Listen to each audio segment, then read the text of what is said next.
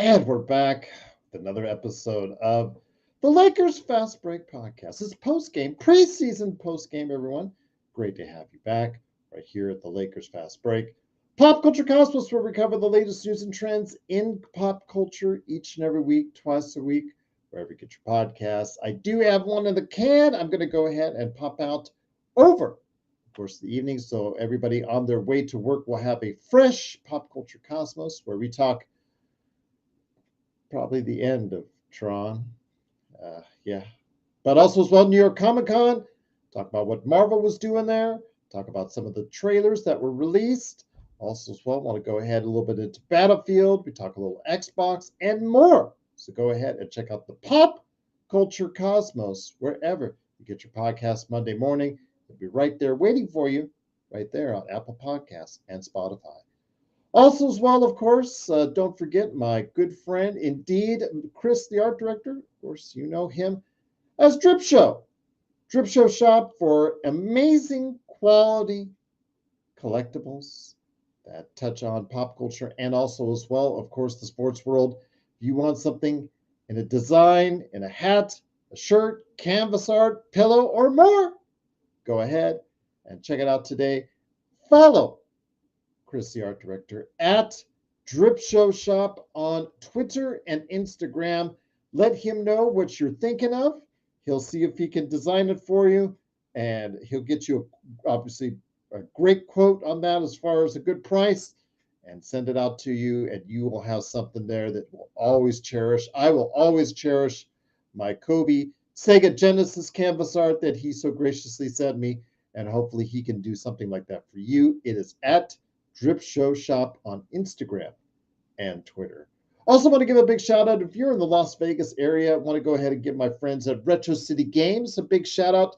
They are opening their fourth store tomorrow, and it will be once again a video game store on the Strip. We actually lost all the video game stores on the Strip with the closing of GameStop on Fashion Show Mall. So I wanted to give them a big shout out. They are opening a video game store on the Strip, so the Strip will have a video game store on once again at Caesars Forum Shops. That's right. They're opening up tomorrow morning at 10. Their grand opening is going to be a collector's edition. So it would be finer, upscale collectibles, video games.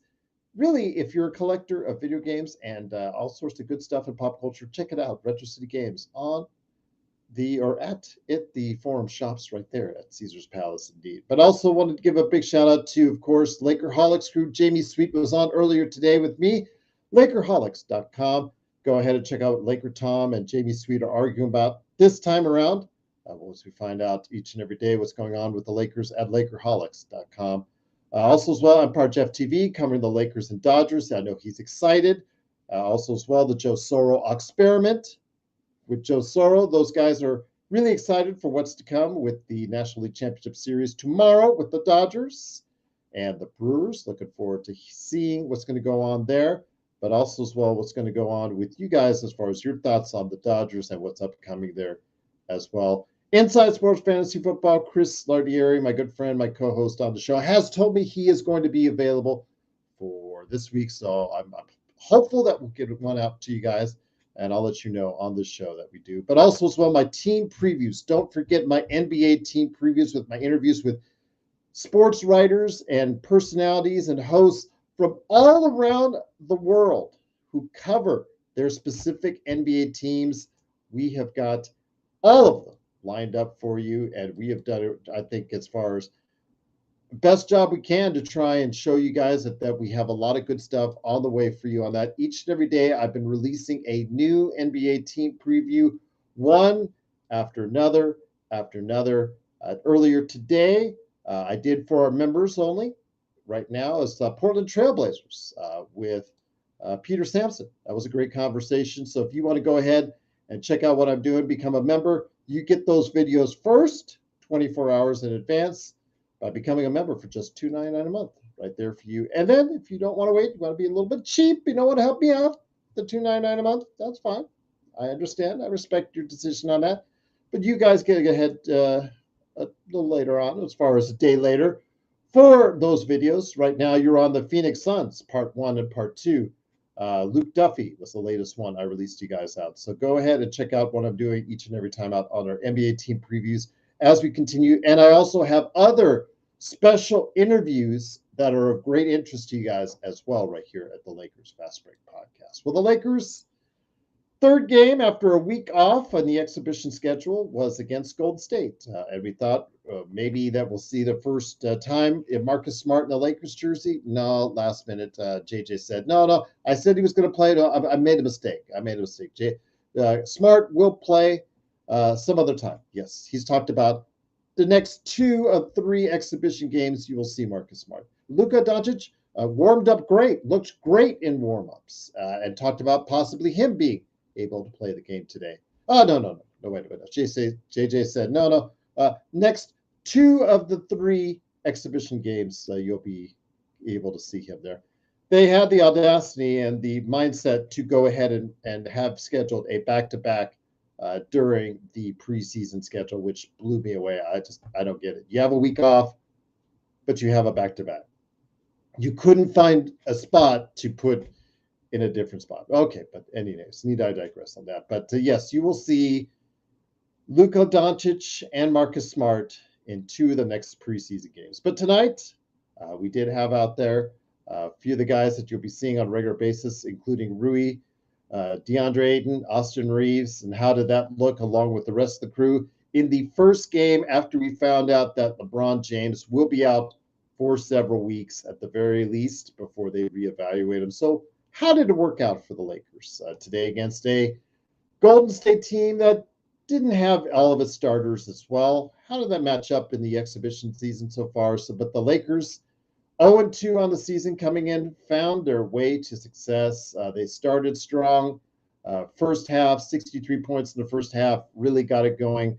And despite the Golden State Warriors in the third quarter, coming back strong. They had it down to, I think, 6 or 8 before the Lakers finally said, no, we're going to go ahead and keep some distance from you. And the Scrubs versus the Scrubs in the fourth quarter, the Lakers won that quarter 36-31, and the Lakers ended up winning 126-116. I think the best performance or the most satisfying performance outside of Austin Reeves, who scored 21 points, did get 5 turnovers, though, but 21 points, 3 assists because he was asked to do most of the playmaking until he turned an ankle. We'll find out how serious. He didn't look too concerned about it because he was sitting on the bench, so not too really concerned there. DeAndre Ayton, I think a lot of people were curious to see how well he was going to play, and you got good DeAndre Ayton today with 14 points, 8 rebounds and a block and 2 steals. Rui Hachimura, 3 of 4 for behind the arc. 16 points for him, pretty solid as well.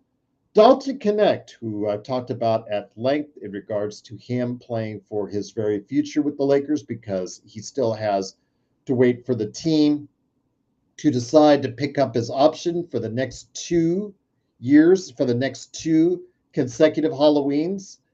So they've been playing him a lot, more than anyone in this preseason, and they played him more than anyone in this game with 34 minutes, 4 of 9 overall, 2 of 5 from 3, 6 of 8 at the line, 16 points, 3 rebounds, decent as far as the offense is concerned. The offense was pretty solid, so that's a bright note. It's probably one of his better performances in since the trade happened, because we were worried about his mindset going forward, and it hasn't looked pretty. But this was one of his better games since then, with 16 points.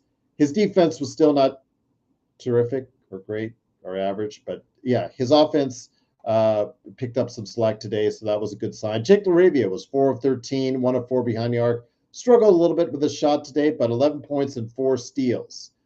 Getting his hands in there, getting some good steals today. 4 steals for us. Let's go also as well. Gabe Vincent, 13 points for him. Another pretty solid shooting performance from him offensively overall, because he had the 16 points in his previous game that he played. So pretty solid there. So good signs for the Lakers, and hopefully that will continue into the season. And after that, as far as the limited time that was given to some of the bench guys, Brodie James, 5 of 5 from the line, 7 points overall. Nick Smith was 3 of 3. RJ Davis was 2 of 2. In this time, he had limited minutes, but still got his shots in there. Nate Williams, 2 of 2. Jackson Hayes was 5 points, 4 rebounds. And again, the Lakers pull out the victory, 126 to 116, to find success for the first time this exhibition season. But great to have you here. Hopefully, the guys are coming up on stage here in a bit. Legend said he's on his way to talk about his Warriors. And yes, Bronny James, SB, are you talking?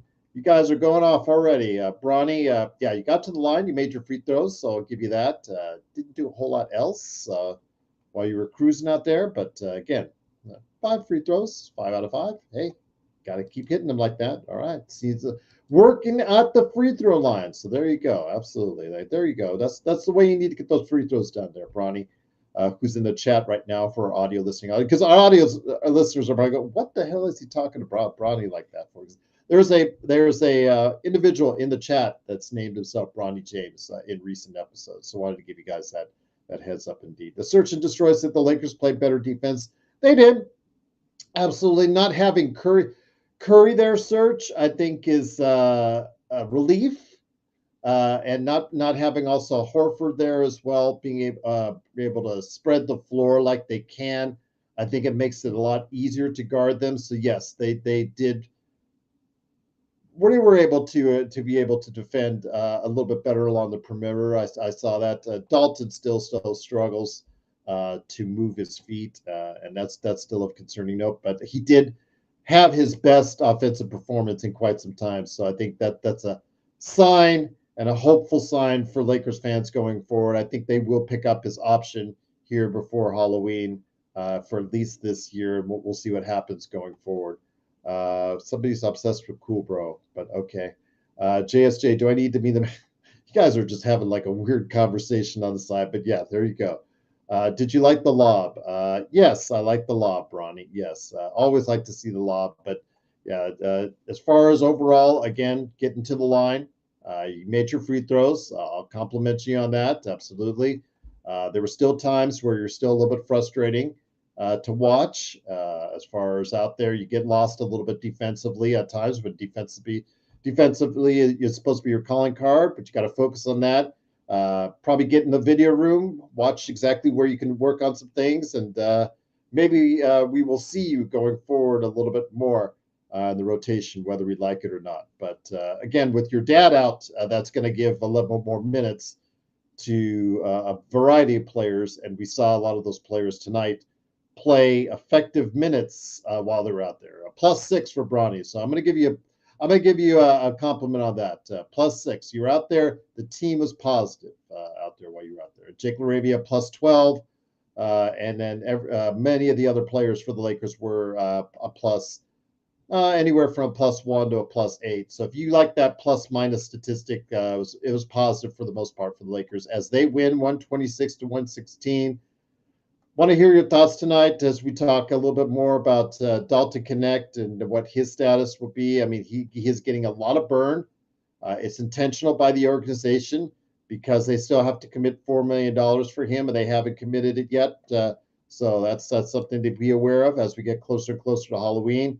But he is getting a lot of usage time. He's getting a lot of playing time, and he's getting his looks out there. Today was a little bit better performance for him, so I wanted to give him a shout out from there.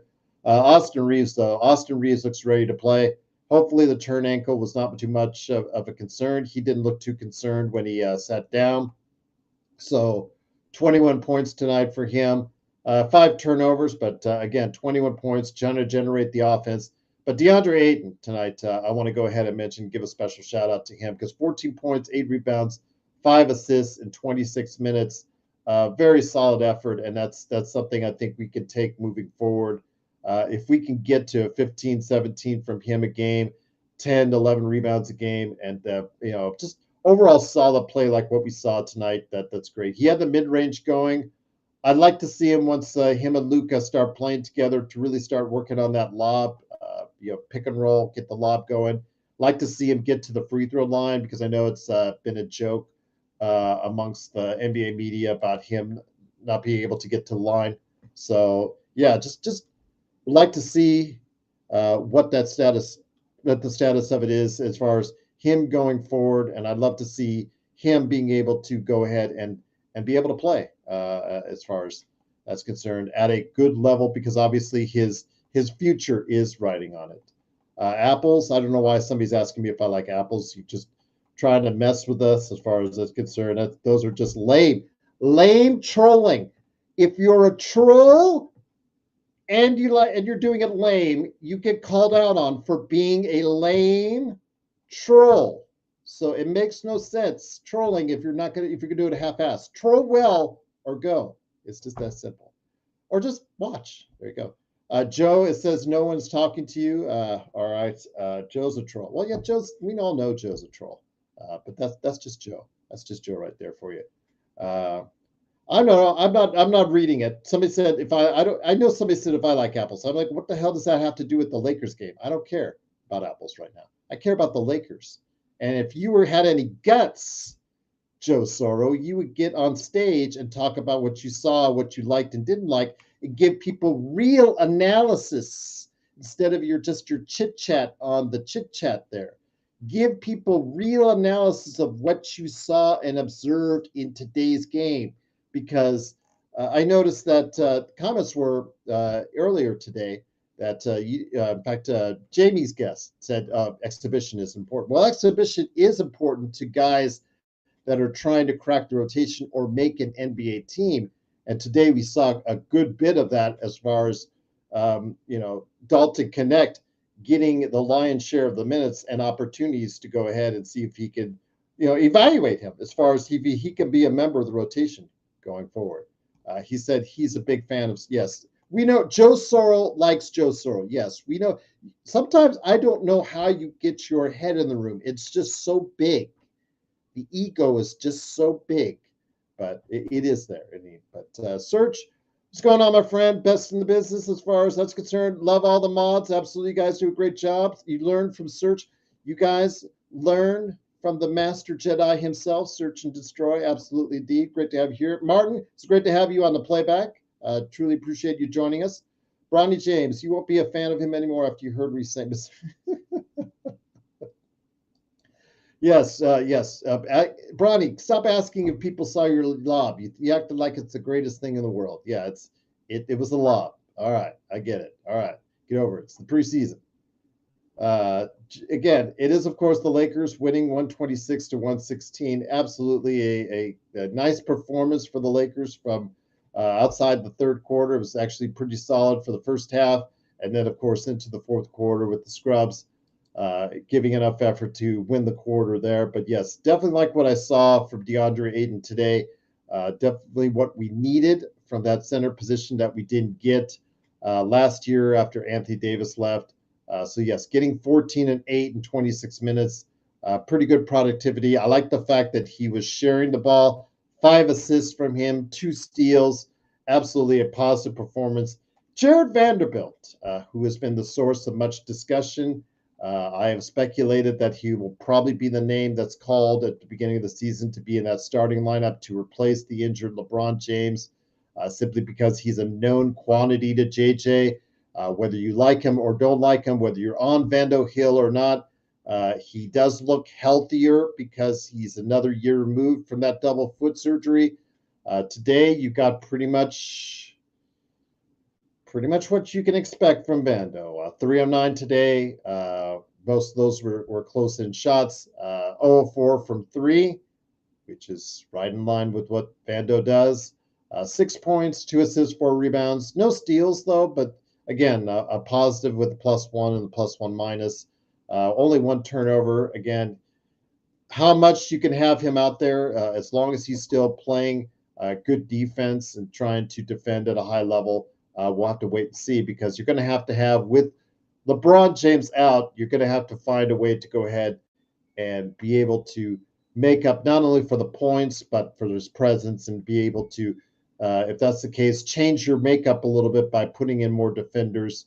I think Jared Vanderbilt is obviously someone the team is looking at as far as filling that spot in the rotation or in the starting lineup for now, whether we like it or not. Bronny James says Uncle Game had another solid performance. Yes, 13 points. That's a good sign. Interesting that it comes in the final year of his contract, but again, this is just the exhibition, so I'll see if that lasts. If he can get you double-digit points, or if he can average double-digit points for the season, that's a big bonus for a bench that was absolutely one of the worst last season. So I'm looking forward to see if he can contribute that on a regular basis for a team that will sorely need it, especially because the fact that they lost 24, 7, and 7 out of the lineup with LeBron James. And even if you say, okay, he's not going to get that, even if he was healthy this year, 21 or 22 a game, 5 and 5 goes out of your lineup like that. You have to figure out how you're going to make up for it amongst the other guys. Search and Destroy says Reeves looked a lot more polished. Absolutely correct, Search. He looked very comfortable out there. He looks like he's really got his game where he needs to be from the get-go. This whole entire exhibition season, he's played 2 games. In both the games, he's really looked like he's just ready for the season to go, and that he looks like he wants to get paid. He's being very aggressive.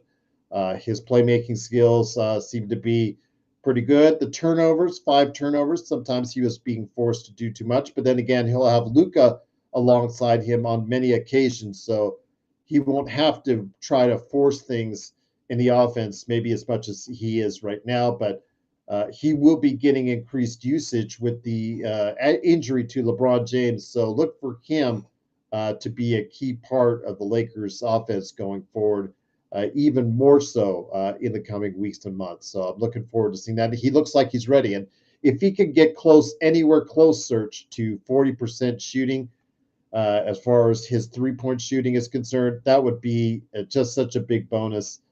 So I'm looking forward to seeing him and having that discussion on how much we need to pay him, if we need to retain him, should you trade him. I'm just looking forward to seeing if he can become that guy that can really take that next step.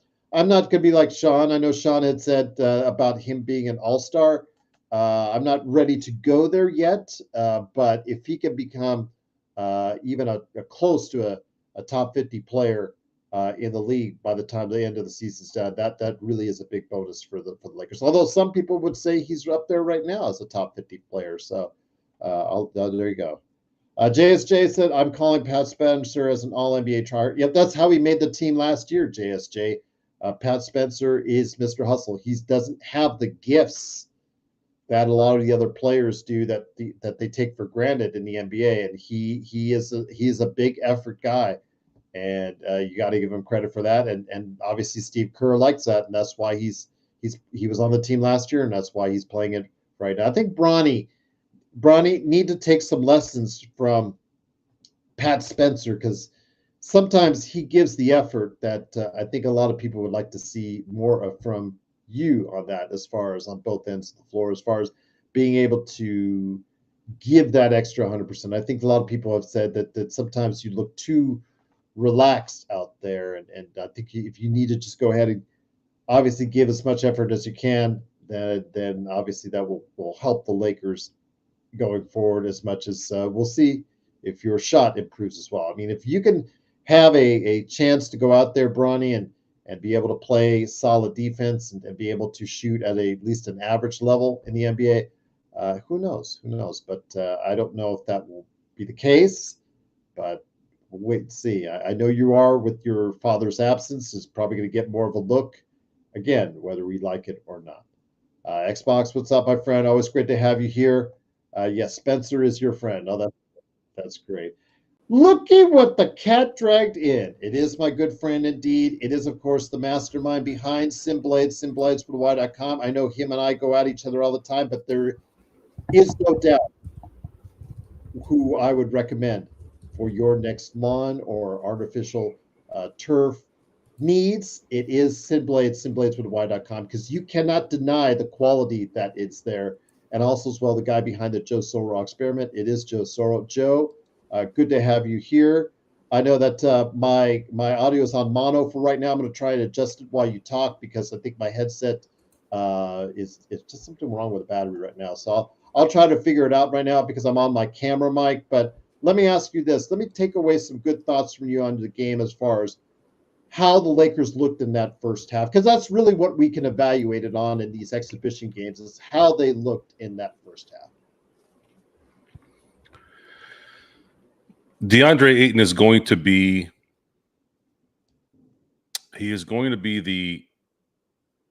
the improvement on no matter what. You're awesome. So we know that. He's going to be an improvement no matter what, which can take the Lakers into a much better area than they were after the AD trade for Luka. We've talked about that. Austin Reeves did his best work today against a preseason team, a team that was second tier, third tier. He dominated that, which adds more credence to the fact that if he was able to come off the bench, he would flourish. He would flourish so well, and he would help the team so well that he would likely be a candidate for Sixth Man of the Year. The roster may not allow that, though, if Marcus Smart is not available on a regular basis, if LaRavia isn't hitting his shots, if Dalton Connect doesn't hit his shots. I understand that. But if those guys all do their job, JJ Redick has to consider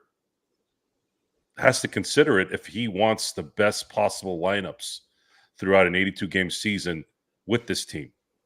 However, the LeBron James scenario might have buried that anyways. If he misses the first 15 games, you're going to have to it doesn't matter. You got to start. You got to start Austin at that point, because he's going to be your best. He's going to be your second best player on the team. So would it change when he comes back? Probably not, but I wish it would. Want to talk about Dalton Connect. This preseason, he has got substantially more minutes than anyone on the team. And tonight was his best scoring effort on the offensive end so far. And he's going to have to rely on that, because we've seen his defense and, well, let's just move on. His offensive game, he has to hit 40% as a three-point shooter in the league. In that, thank you, Joe. With that, my friend, I want to ask your thoughts on this, because the Lakers have until Halloween to decide to commit another year for him, and then the following year on that as well. Your thoughts now that the pressure's kind of on. They had him out there as in the starting lineup tonight for a reason, guys. It is to showcase him, not for a trade or value, but to find out, does he still want to be a member of the Los Angeles Lakers, Joe? It was clear this exhibition season, playing him a lot is a priority. I don't know. I don't know what's going on with him. Because they have to commit $4 million. I don't think it's, even if they did commit to it, I don't think it's a bad idea. It's a bad deal. It's not a lot of money. He could be put into it's another way to be able to add something to a trade and have some value with him. It's not out of the question that somebody like Dalton can flourish in the next year or two elsewhere.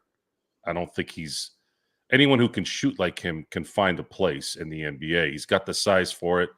As far as his defense, I don't know what's going to happen with that. This doesn't look good. He needs to be somewhat serviceable. A person that athletic has to be somewhat serviceable. It just has to happen. You can't be this bad, especially against second and third tier play by a preseason team. This is when you should hone in on that. I'm not looking at his extension, yes or no. And it wouldn't bother me if they don't pick it up. It wouldn't bother me if they did pick it up. I don't know. I don't think it's that important. The money is low. And the way the NBA is constructed, the more money you have in the books that you can move to add talent, the better. The Lakers will need to find an identity, and it's going to be a little bit longer than I wish it would take, because LeBron's not going to be there. I was looking forward to seeing how this team would operate with a healthy, prepared, training camp tested Luka Doncic. But we're not going to get that either. Yeah, I mean, JJ announced earlier today that he went back on saying that because he said Marcus Smart was going to play today. Then he went back on it and said, by the way, I was wrong on that. Sorry, guys. He and Luka, and by the way, Luka looked good in warm-ups. So he's fine, guys, out there. If you want to just take it on Twitter, just go ahead, look it up because he looked just fine. Those guys are going to play 2 of the next 3 exhibition games because, again, as I said, in their foresight, they decided to go ahead and plan a back-to-back exhibition game, which just blows my mind away still every time I say it. Why you would do that exhibition game season is beyond me. But, okay, needless to say, they're going to play 2 of the next 3 exhibition games. What are you looking for when those 2 finally become part of the lineup as far as what those 2 are going to do, what they need to work on, and how they need to go ahead and integrate themselves back into the team? You're talking about Luka and Marcus Smart? Yes, they are both scheduled to play 2 of the next 3 exhibition games. I would like to see both play together for about a quarter. At least 1 quarter out of the 2 games. Not in each game. I want to see. I just want to see the body language. I want to see how they move. I want to see how the backcourt looks, defense, offensive wise. I'd like to see how their chemistry is a little bit, even though it's not going to be enough to really make an assessment. But I want to see that. I want to see how Marcus moves because it's going to play a big part in what the Lakers can be in the end. If LeBron comes back in December, let's say he misses a month. Just say that, let's say he comes back December 1. And the Lakers have done pretty well. Let's say they're sitting at 10-4, 9-4, something like that. I think that becomes now an asset for the Lakers because they were able to rest LeBron for a month and some change. I keep forgetting the season starts way earlier than late October. It's likely going to be something like 13-6 or 13-7. Let's say 13-7, 20 games, right? If they're 13-7, let's say, that's good. If LeBron isn't there until December 1. A lot of the reasons why that record would be that way is we're anticipating Luka being on an MVP run, and we're likely getting something out of Marcus Smart. If that's the case, then there are good things coming because it's going to take LeBron a few weeks to get his NBA stamina together, probably get back to normal after about a month after the new year starts. And if they're still playing with that same winning percentage, then you're really getting LeBron at the beginning of the year with not any repercussions. Matt, it's the exact opposite. You're getting LeBron getting into his groove with not as much intensive work on his part. And now you get to go into the dog days of the NBA year in January and February. And you can probably get the best part of him in those dead times in the NBA. And then, of course, February will come and the Lakers will have the ability to possibly add some talent to the team during the deadline. One of the things I also wanted to ask you is your thoughts on DeAndre Ayton. I mean, you've been very high on the possibilities of what DeAndre Ayton can do. Obviously, he's playing for his career, his future, not only for a big money contract, but also the thoughts of him as a continual starter in the NBA at center. Because if it doesn't work out here, I don't know if he'll get many or more opportunities to be an NBA starting center. So with that said, seeing him today, seeing him utilize more of his skill set and bring in 14 points, 8 rebounds, 5 assists, and 2 steals. He was much more active on both ends of the floor today, Joe. What were your thoughts on DeAndre Ayton? I saw DeAndre Ayton do DeAndre Ayton things. I thought his step back turnaround hook was something that I've said that's his signature move if he's able to hit that shot consistently, imagine this. He's getting that shot with the current roster today. He's going to get that shot with Luka, LeBron, and everyone else on that team because you can't double team every player. If he hits that shot on a consistent basis, then you have a huge asset on your team, and you're going to have a problem shading anyone towards LeBron or Luka during games because now you're going to get it's going to be a free layup, a free 3-4 foot shot from a guy that can make that shot on a consistent basis. And something that doesn't get talked about enough is the 2021 playoff series against Phoenix, the one that the Lakers went up 2-1 and then eventually lost because AD got hurt. DeAndre Ayton was a 2-foot, 3-foot machine maker that whole series with AD or without AD. He's capable when he's focused. He is very capable, and he's going to be focused because he knows that if this team can make a deep playoff run, he knows that Miles Turner money's coming to him because he's better than Miles Turner, in my view. He's a much better player than Miles Turner when he's on. So he'll want to make sure that he's an asset because it's likely going to mean a $100 million contract with someone who really needs a player like that. And there are a lot of teams out there that need a center that they can put at the 5 for the next 4 years. The hard part's going to be if the Lakers go deep in the playoffs, lose in the Western Conference Finals, now they're kind of screwed. The Lakers either really suck in the end here or they have to win it all, or it's going to be very difficult to deal with what's next. And when it comes to somebody like a DeAndre Ayton, Rui Hachimura, and an Austin Reeves, they're not going to be able to sign everybody.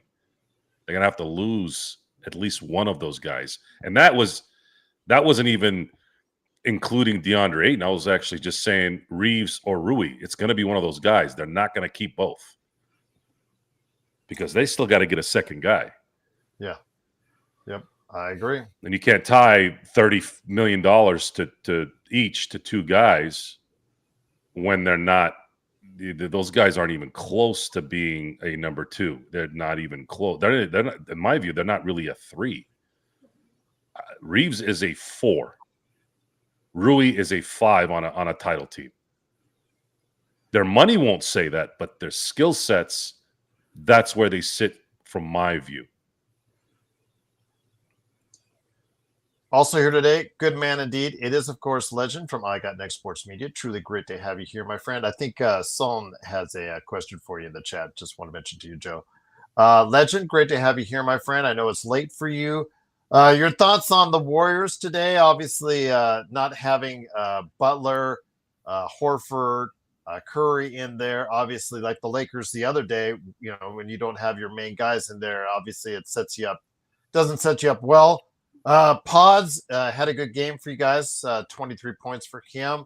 Kuminga, good and bad, 13.6 assists, but 0 rebounds from him. I think it's concerning. I think that just brings on that conversation that a lot of people talk about as far as the front line is concerned for Golden State when Quentin Post, Draymond Green, and Jonathan Kuminga averaging 20 minutes each get a combined 3 rebounds. That's not anything to write home about. But again, good third quarter for you guys. But today, again, it's a situation like when the Lakers went up there. You don't have your stars. It's really hard to go ahead and get the W in an exhibition game. Yeah, it's not easy to try to win these type of games when you don't have your main core. But these type of games are pretty much good for just seeing what you got, what you got for your bench wise, and seeing who can do what. So you can try to put them in the right place going into the regular season. Like I said before, I'm not gonna take too much stock into how the preseason play out. I really just want the new guys and our younger guys to kind of build your confidence up, build your chemistry up with each other, and just use this time to see what we working with before we get ready to do the real thing. Cause if I remember right, last year I think we did pretty good in preseason and started off hot, and then came all the way back down to earth and went through the struggles. So I know how it pretty much flows out, but this is a good time to see what we're working with. Let the young guys play, see who you should keep, maybe you should cut, as well as see what we may need when it gets to trade deadline. But overall, not bad. I'm proud of what we had for not having so many key guys. They did pretty good. Well, I know that your team has been speculated on. We've talked about this, about how since they got the Al Horford signing, they seem to be the flavor of the week. A lot of these NBA insiders seem to be very tantalized about what could go on for Golden State. Joe, I want to ask your thoughts on Golden State real quick. I know that the Lakers, in their matchups against the Golden State, Lakers have had the advantage time and time again. Golden State obviously trying to have their one last run with Curry and Butler and Horford and Green. That's an old quartet right there. But, they have some youth, but they also have some named guys to follow back with them. Depth-wise, I would say they're better with the Lakers on the depth on that. But your thoughts on the Golden State Warriors heading into the season for them themselves? Well, the Lakers were in the same spot of the Warriors until the Luka Doncic trade. They had aging stars whom had something left, but likely won't be enough to compete for titles comfortably. And that's the difference, is comfortably. It's difficult. It's always followed with an if. We've been iffing for the last 2-3 seasons. Jimmy Butler was supposed to be a player that was brought in to see if things played out correctly in the playoffs. And you have some room to say that nowadays, especially considering almost every star in the last, 4 seasons has blown an Achilles at the worst time, blown an ACL, whatever. So I could see the logic in taking a chance and going all the way, but it's just not a comfortable. It's not a comfortable assessment on what may happen. But they're in a worse spot now than the Lakers because they don't really have a young player on there. Kuminga is a good player, but he's not even a 2 to me. He's probably closer to a 3 if he gets to his peak in terms of his talent. He's kind of like a Rui, a better version of Rui, maybe. If I had to pick a comp, a better version of Rui at the top of his game. So that's not going to be enough. They need a star. They need a Giannis. They were able to bring in Giannis to play with Steph this year. It would be similar to how the Lakers roster is constructed. You have some young players there like Pods, and you have Kuminga, much like Reeves and Rui. And then you have Steph, who would kind of mentor a Giannis type thing into having him be the next guy.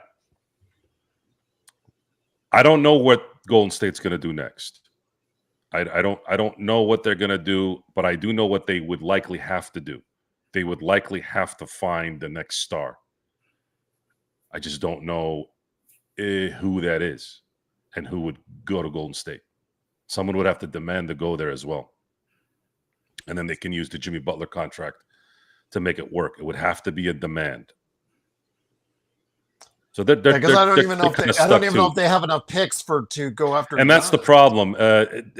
Keep having to reiterate this. This collect. I actually do know why. The $70 billion TV contract was what made the negotiations really not a negotiation, but a formality.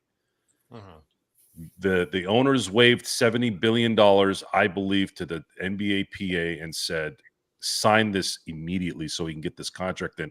You guys are going to make a shitload of money. And that's all the PA cared about.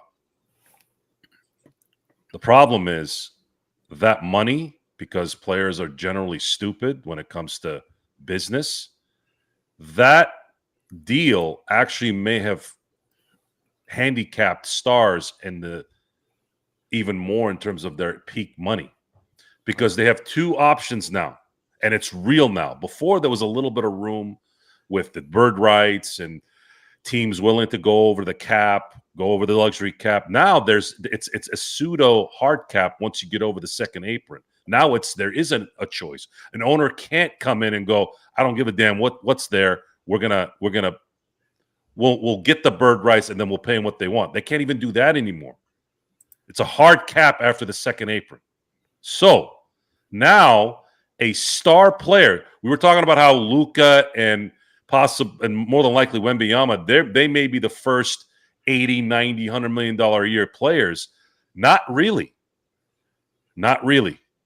Because if they do that, they will handicap their team and they will not win because they won't be able to pay anybody. It will happen in baseball because there isn't a cap right now. There's going to be a lot of discussion after 2026 if there's going to be a lockout. But in the NBA, that new deal handicapped the stars. And pardon the word, but socialized. They finally socialized the NBA with that deal. And it doesn't look like the players really understood what was going on there, especially the stars. So now, what are they going to have to do? They're going to have to be Tom Brady. You want to win 7 Super Bowls, you're going to have to take a pay cut. So the next extension that Luka wants, especially if the Lakers get a second player, meaning a second star, he's going to have to make a choice on whether he wants to win championships in a consistent basis or be the top paid player in the NBA. Once again, the Lakers win 126-116. It's Joe Soro and Legend, along with me, Gerald Glassford. Thanks again for watching, listening. Truly appreciate it. So, Legend, we're trying to meander halfway through the exhibition season. You asshole. What the hell are you saying R.I.P. Phil Jackson for? He's not dead. He just had an 80th birthday. Stupid ass scared the shit out of me. He's not. That's just what I was. Fucking asshole. Oh boy. My heart stopped, man. 2025 has been a shitty year, man. We've lost how many people? We just lost Diane Keaton. Yes, absolutely. Stop fucking around, man. Seriously, what the hell? You just gotta laugh because our chat just does and says the damnedest things. But Legend, let me get you back into this, my friend. So with the regulars, with the exhibition season halfway done for many teams, what are you looking to accomplish? What else is there need to be worked on from the Golden State vantage point? Because again, a lot of the players, Austin Reeves today, can we just get this started? He looks ready to play today, and that's why when he turned an ankle, people are like, because he's already ready to play the game of basketball right now. And obviously there's still 3 more games to go. Obviously the Lakers are still trying to figure out rotation things. And in the case of Dalton and Bronny, who are getting extended minutes, whether or not they can actually compete for rotation spots. What is going on with Golden State and as far as the rotation is concerned? Because obviously I told you about the old quartet. They're 4/5 of your starting lineup right there. What happens with the rest of the guys and how that's working out? I think Pods sewed up the 5th starter spot with his performance today. Yeah, I think Pods pretty much locked that down. Pods, a lot of your other younger guys. We got Milton, who's still coming back too. A lot of them still competing for spots, still getting a feel of what we got. Was the biggest thing I'm hoping for is just seeing growth versus how it wasn't that playoff run. Having a chance to see if a lot of people's offense has come up some, because I know that's what the biggest thing that we saw in that playoff that pretty much killed them. So having the chances to see what they look like, seeing how much Pods has grown up and become that, I want to say maybe not a Klay Johnson, but a good like Eagle Dollar or something like that. Why can he grow and become something like that? Wise, but other than that, just seeing the young guys just compete, show their improvement, and then maybe the team gonna really blossom after we probably move off of Kuminga and trade deadline. Because I think what's going to end up happening, and maybe we can get into the sweepstakes for our guy in Milwaukee. See what happens. So when you see a player like Fred VanVleet go down for Houston, you see a player like LeBron James go down for the Lakers. Keegan Murray was the latest to experience an injury. He'll be out several weeks because he had, I guess, surgery to his thumb because he hurt it last night or heard it the other night against Portland. When you see these type of injuries start to matriculate throughout the Western Conference, how advantageous do you find it for Golden State to maybe move up a slot or two in the Western Conference standings? It make you realize them younger players, you're gonna be looking at them a lot harder. And because we got a lot of older guys, because that's the biggest thing I was going to season worrying about. And that's why I was so shocked that so many people were so high on them. Because you got a lot of guys in their late 30s, and at that age, you expect injuries to happen. So it's like, how often these guys are going to stay healthy? I think Steph is going to stay healthy. I think Steph will be all right. I'm not full sure for Al Horford. He's in the 40. I'm not sure for him. But we're going to be looking at the younger guys a lot. We're going to need Paul and all them to step up. We're going to need them guys to be able to carry their weight. Because it's going to be some nights where you probably want to know how to rest some of the older guys and try to finger cross that you can survive the injury bug. Because, like you said, Jared, we ain't even started the season yet, and a lot of main people are already going down, dropping like flies. Absolutely. And speaking of that, Joe, again, we heard word earlier this week, there's sciatica issues. Maybe it's from picking up the Hennessy bottle too much in that ad or whatnot. But I will say again, obviously, is this going to affect the Lakers? Despite the fact 41 years old, whatever you could say about LeBron, he still was going to get you 20 to 22 points, 5 assists, 5 rebounds. That is really hard to replace in the lineup. So how do you approach it? How do you think JJ will approach it come the start of the season, Joe? Not having LeBron there possibly for quite a spell, maybe 15, 20 games, maybe even more. This could be a lingering problem throughout the season. Run and gun. I want running and gunning. And the wings, waiting in the wings, ready to shoot. You got young guys that are here. You have Dalton. You have LaRavia. You have Luka. You have DeAndre Ayton. You got young guys here. You have Austin Reeves. These guys are young. These guys are in their mid-20s. That's it. Guys, NBA players in their mid-20s are the perfect, especially when they're good players or great players. They're in that area where they've gotten enough of the taste of the pro game and the NBA game, and now it's time to really unleash them because the bodies can handle it. Now their minds have caught up to their bodies. Run and gun. I want to see running and gunning. And then when you get into the half court offense, depending on what part of the game you're in, you're going to see, let's say, Luka can run the half court game. He can run the pick and roll. That's great. Wait for them to drop on you. Alley-oop to Ayton. If they pack the paint, make sure you got guys outside on the corners waiting to get the ball. Running and gunning, though, will allow this team to keep their opponents never being able to get set. Showtime should be coming back. Luka Doncic is Showtime. They don't call him Luka Magic for nothing. He can run this. He can do this. And he's got some horses now that can handle this. So let's do that. Let me ask you, though, because Luka, sometimes pace has been an issue with him. He actually in this last year with Dallas finally decided to speed up the pace a little bit more. But you could see him with his passing skills. He could really lead a break and lead that type of offense you're asking for. But he has been so used to just setting up the offense, figuring out what's going on. Then 20 seconds into the shot clock, being able to go ahead and figure out what's going on then.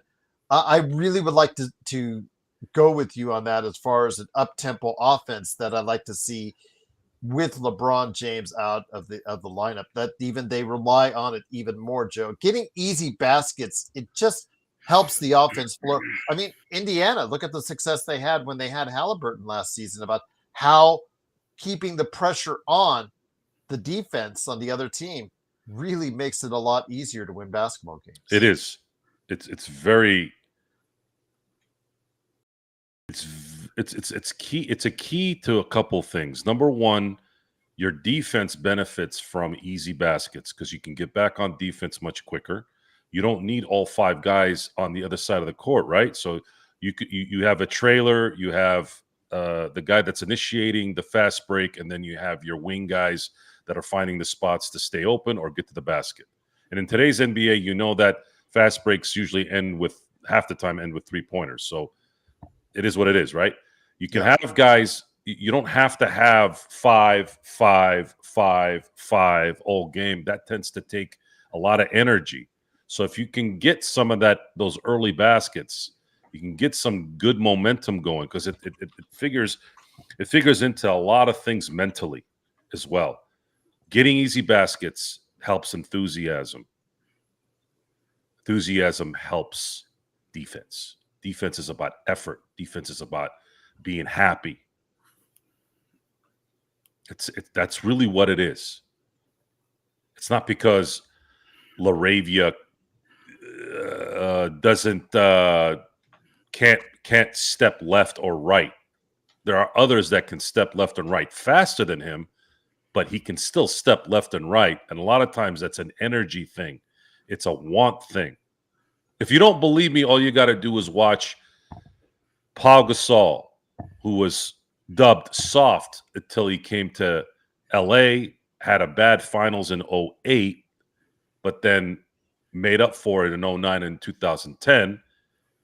And most of the guys that were in and around that time, around Kobe and Pau, they all bought into the team concept. And the team concept was stay in front of your guy, put the effort in, make sure that you do your job. And they did that. The Lakers don't really have any time to figure things out right now. If they want to compete for a championship, they got to take the easiest road possible. And the easiest road possible right now is to use to their advantage, in my view, the best point guard in the game, who can adapt to any offense, can make any shot, and get to the basket whenever he wants. Use it. The Lakers in 2020, in my view, might have been probably the most efficient LeBron James in his career, which is crazy to say because he was pretty phenomenal in the early 2010s when he was winning championships in Miami. But he was not the point guard during that time. This man was efficient in that he was able to run the breaks, play the way he played in the most effective, most efficient way. And on top of that, he developed an inside mid-range game that all but pretty much clinched any chance of you consistently trying to beat him. He had the complete game, in my view, in 2020. Because he didn't have a mid-range. Yeah. I didn't see him play point guard. The man won a freaking assist record, for God's sakes. Assist record in his 17th season. So use that and take advantage of the roster. They were able to do that too because of roster construction. You had Rondo, who would come off the bench, who understood his role, who would be able to run point or not run point off the bench, though, which was a huge help. It was also a huge help when he would run the point and had LeBron drop to the 3 or the 4, where he could play the mid-range game. Oh, and they also had a couple guys that like to play defense too, and Kentavious Caldwell-Pope, who can hit timely shots every now and then. Oh, and they also had Alex Caruso, who could do the same. Now, you don't have those kind of players, but you do have their youth. You do have a motivation by a lot of these guys like Reeves, like Rui, and Gabe Vincent, someone that I haven't talked about in the last few games. He's been actually playing pretty well, and it would make sense for him to go all out this year because he's also on an expiring contract. And if he can make some of the shots that he's been making the last few preseason games, now you're like, all right, we've been dogging on this guy for 2 years, and we're still going to dog on him until he's given us a reason not to. But man, what a huge asset it would be for him to be a guy that actually hits shots and plays on a regular basis. That changes the dynamic as well. Because now the pressure isn't so much on Marcus Smart to play 25, 30 minutes. Now Marcus Smart can play 20 solid minutes during the regular season. And then you save him for the playoffs. When you need someone to get shut down, Marcus Smart could be that guy that could at least put something in front of the Shai Gilgeous-Alexanders or the Anthony Edwards and those types. It's a lot of working parts here, but take advantage of the fact that LeBron isn't here. And I know that sounds weird, but where that will help in that he is going to not have to have as much wear and tear to start the season, but you're also going to be given the chance to use your youth. Use your youth now. And turn it into a positive. Once again, Rondo is going to have a huge problem being a head coach in the NBA in today's game. Rondo, when the cliche of no nonsense Rondo, no nonsense type of people, Rondo will never make it in the NBA as a head coach unless there's like a Tim Duncan or a Dirk Nowitzki as his star. Someone that will eat shit in front of everyone, and everyone has to get in line. But if it's a diva, like most stars, like a LeBron or Jimmy Butler, those types, zero chance. Zero chance he'll ever make it. He'll burn out anyone in that area, and he'll get fired because you can't fire players, especially great ones. Bronny, I think you need to do better fact checking on Nikola Jokic's preseason. He's shooting 80% from the floor. Just wanted to let you know he's cruising right now for the beginning of the season. He said because Bronny said that Nikola Jokic was regressing, and I'm just like, and I want to say this: I'm in the very past happy. 90 days. I'm very happy this happened. I'm very happy that what just happened, because look at how fast Gerald shut your ass out. You all think you're watching Stephen A. Smith and Molly Quirm, whatever the hell her name is. All those types, right? All those big name types that are on those shows who, they have to do a show and they can't watch stuff probably because they got to wake up in the morning, whereas we can do whatever the hell we want. I get it. But at the same time, that's your job. You should be good at it. Yeah, I know she quit. I'm just using that as an example. We actually know what's going on. You can't come in here with lies. We'll catch your shit. I can't tell you how many times we've caught people with lies because we know. We watch, we pay attention, we write it down, we prepare. You guys think that we don't prepare before the show? That's the whole point of the look. We're trying to make it look like we know our shit without preparing. But the reality is, behind the scenes, we prepare. You think I didn't look at notes? You didn't think I looked at stats before I got online? Why do you think it takes me a while to get on here sometimes? Did you not put those two together? So remember, guys, if you're going to come with some bullshit, especially for the new people watching, if you're going to come up with some bullshit, you better make sure you get ready to get smacked. Because if it's bullshit, you're going to get called out on it. And then you're going to go away. Because then you're going to go to some other douchebag's channel with some guy in his underwear doesn't know shit about basketball and let him be whatever it is that they do over there. Because I want to make clear, Joe, because, again, his statement was that he's been regressing in the past 90 days because EuroLeague and what he's done. And he said the exhibition season 2. And I'm just like, okay, his last 3 games, Legend, I'm going to bring it over to you, my friend. 4 of 5 in his first game, 6 of 9 in his second game, I believe, and 5 of 5 in the third game.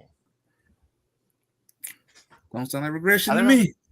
yeah, absolutely. So that was the ending of Bronny James right there. You shoot like that, Bronny, and then you can talk some smack. But I want to bring it back to you, Legend. Joe, I have a Rui question coming up here for you in a second. But Legend, I want to ask your thoughts with it. LeBron James, obviously, that's a big injury note for the Lakers. Their number 2 guy on the team. What he brings, what he does, arguments aside, Hennessy ad that was atrocious aside, attention getting aside, he does bring what he does bring, even at the age of 40 plus. I want to hear your thoughts on how, like for instance, with the Warriors, let's say a Butler goes out as your number 2 guy. What does that mean as far as for your team going forward and how you have to cope in the early weeks and possibly months of the season without LeBron being in the starting lineup? Next man up mentality. That's what's gonna have to happen. When your second best player steps out, he hurt, gone for the next couple of weeks. That's when you look at Austin Reeves, all of them, you gotta step up. You gotta step up to the plate. Hey, this is the moment when you show you worth that big money that you want. This is your time. This is when you laid all the chips out there. If you can step up at this moment, hey, you prove at that point you worth the money. But if you can't hold your end of the bargain, then you ain't worth the money. So this is when players like him, DeAndre Ayton, all y'all trying to get that payday. This is it. This is it. A major piece is missing. This is it. If you ever want an opportunity to show up and show out, it's right now. You got to start out the season strong. You can't go out here and be lagging and ain't got no energy. No, man, it's time to step up. And that's the same thing with the Warriors. Butler go down, pause, all them, you got to step up. That's when all the other guys are supposed to be able to fill in the blank. That's when your third, your fourth, and fifth best option ought to be able to do enough together to make up for that second person. You can't make up for the complete impact, but the scoring wise, you ought to be able to replace that part. The defense wise, you should be able to replace that part. So this is Austin Reed's time to me. This is it for him. This is when you're going to show how much you're worth. Kurt's got a great question for us. I'm going to read here in a second, but Joe, I wanted to get your real quick thoughts on this. I was highly encouraged by what I saw from Austin Reeves today. He's set to go. He's set ready for the season. DeAndre Ayton, 14 points, 8 rebounds, 5 assists, 2 steals. He looked really solid tonight, and really that's an encouraging sign for going forward. But the thing we haven't talked about yet that I thought was really encouraging was Rui Hachimura. I know that a lot of conversation about whether he should start, not, what have you. But tonight, the thing that I saw, 3 of 4 from behind the arc, 16 points. It's the 10 shot attempts, second highest on the team, tied for second highest on the team. That really encouraged me, Joe, because again, one of the things with LeBron being out that has to happen is Rui has to become more aggressive while still keeping his efficiency, Joe. Sure. There's only one basketball, and it's always hard for everyone to get what they need unless they understand the role and understand that when they're needed for specific games that they need to be the main option at that moment or at that game in general. I think Rui understands that. He's a team player. Austin, to a degree, understands that too. And I say to a degree because I still, again, feel that if certain things play out, I think he'd be better off the bench. He'd be better as the 6th starter. However, LeBron's injury is no longer allowing that to happen. So I'm not going to harp on that really until I see this team do what it needs to do when LeBron comes back. These guys played tonight the way they're supposed to play against second and third tier lineups. DeAndre Ayton, Austin, Rui. So I'm not surprised either. I'm comfortable. I'm comfortable that these guys are ready to go. And that's good. What I'd like to see after this is I want to see LaRavia and Dalton connect, be the players that this team needs them to be. LaRavia needs a little bit more concentration near the basket. I think he's playing ahead of his hands. I think he's too excited. He plays like he reminded me of Jared Vanderbilt a little bit in terms of his hands being too quick for his thoughts. And it could be he's anxious. It could be he doesn't want to mess up. Fine. That's what the preseason is for, is to get that out of your system. But Laravia needs to be valuable in fundamental basketball. He gets those open. I'm not going to say he's going to be in the dunker spot, but the man is a tall man, and he's lanky. It would be nice to be able to rely on someone like him near the basket if there's a play that goes his way so he can get a layup. Because now we're not going to have to worry about Jared Vanderbilt being that guy. I would like Laravia to be that guy, especially if you're using him and Connect in the same lineup. Remember, I told you guys, if these guys are going to run, those are the two guys I want on the corners. That's kind of what I'm hoping for, because they're athletic enough to create space, to get enough lift in their jumpers. They're tall enough as well to get a good, consistent shot. So what would the lineup be in that time? What would be easier for them to flourish in? Fast break, get to the outside guys. They can't double team both. One of those guys is going to be available for the open shot during a fast break. You got to make those shots in the corner. Indeed. I agree. Indeed. And speaking of which, you talked about and you touched on the second unit. I'm going to hit up this question from Kurt too, because he centered it towards the panel as far as from all of us. Start with you, Legend, my friend, from Kurt Affair, our good friend. From what you've seen so far, what's the realistic bet or best second unit to ensure we have a competitive bench? So from a outsider's perspective, from a guy who is outside the Lakers fan bubble that we are in, Legend, how do you see a second unit for the Lakers? Obviously sans LeBron. Let's just say you had LeBron in the lineup right now. What do you see shaping up as a second unit for the Lakers? Because I know you already see one for the Golden State Warriors at this time. I would say for the Lakers, to me, the dream unit would have been Austin Reed coming off that bench. That would have been the icing on the cake. That would have been championship bench at that point. But I know he'll be in the starting lineup. So I would definitely say having Rui, I think having Rui coming off, either Rui or having Marcus Smart or vice versa. Still having the new kid that you guys just got, having him come off the bench would be a good punch. Hoping Gabe Vincent going to come up, knock down a couple of shots. That'd be a good boost off the bench. But I think those probably your three best ones come off that bench-wise, unless Dalton is fully going to get out of his head and come back to that person that we saw last season before the trade. And then maybe if Bronny going to show a little something. Maybe. I don't know. Maybe.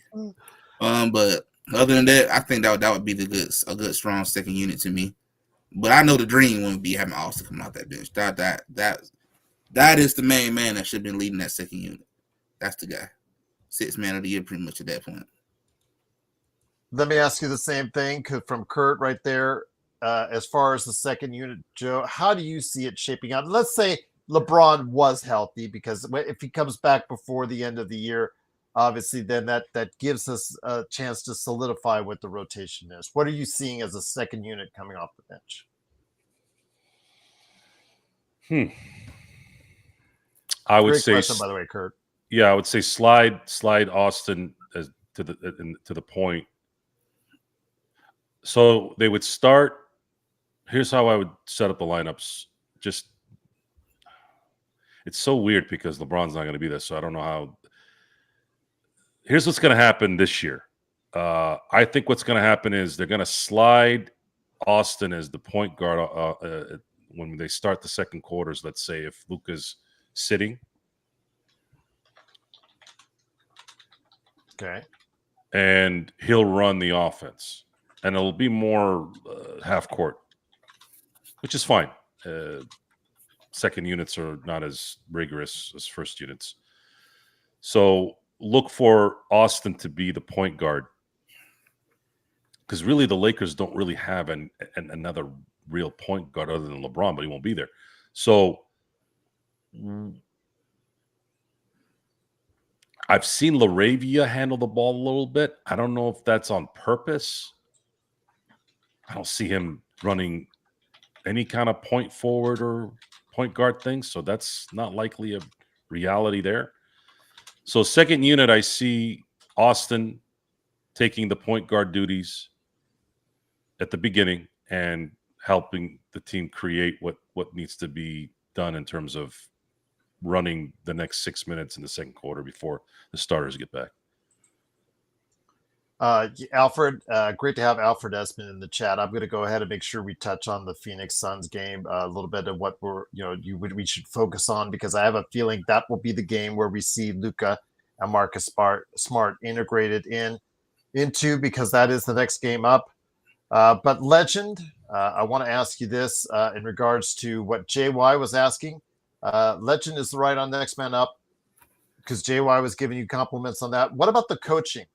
Do you hold the coaching staff accountable? Let's say for both Golden State and the Lakers, are we accounting for the coaching staff? We know that Kerr is in the last year of his contract, and he hasn't either accepted or been offered an extension on that going forward. But with JJ as well, as far as how, when you shape up these benches, when you shape up these rotations, how much do you make the coach accountable for these rotations and how smoothly or not so smoothly they run?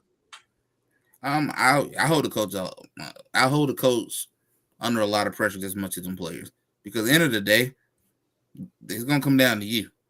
Even when your best player goes down, you gotta be able to get the best out of what you got available. So you got to set up those guys into the best situations possible to get the best out of them. So even when LeBron's not there, hey, you gotta bring the best out of Rui. You gotta bring the best out of Austin. You gotta bring the best out of Connect. That's up to you to figure it out. That's your job. That's what they're paying you all that money to do. Figure it out. You can't just sit there and have a clipboard like Darvin Ham and say, "What you expect me to do?" So you gotta put it together. So I say there's a lot of pressure on them as well, other than just the players. Because at the end of the day, you the coach. Even though they out there playing, they got to talk to you. They're talking to you first. They running your plays. So if it goes down wrong, you're going to take the most heat before they will. That's for sure. And plus, you just signed a contract extension. So even though you are secure for a couple of years, you still want to play your butt off, because when new management come in, you might be going bye-bye. It happens. So you still want to go out here and give you the absolute best. So you gotta do your part and stand up these guys in the best position. It's on the coaching staff on that one. So I'll bring it to you on this. And once again, the Lakers win 126-116. Joe, they finally win a game. They're 1-2 on the exhibition season. Their next game is in Phoenix. It's funny, I was looking up as far as what the tickets are going for. And it just screams what the Phoenix Suns demand is, Joe. By the way, tickets start at $12. I just wanted to mention that to you if you want that part. But guess what? The next night in Vegas, it's $68 they start at. Just to give you a heads up on the difference in pricing on that. That's crazy. But be that as it may, I do think the Phoenix fans are going to get the treat, because it seems like that the Lakers, since they're playing JJ and Smart two of the next three games, one would assume that it's probably going to be in Phoenix. Your thoughts on what to look forward to with the Lakers suiting up against Phoenix Suns on Tuesday? The evaluation process in the preseason is about how the player is moving, how they're making their shots, the energy, how they deal with momentum, and then also seeing what maybe a young player that we don't know about, how he performs. That's really what preseason is. It used to be seeing starters in there and seeing how they're going to be able to ramp up, but those days are gone. I just want to see Marcus. I just want to see Marcus's motor. How is he moving around with his legs? And we're not going to know a lot after one preseason game. Maybe we might see something in the second one. I don't know.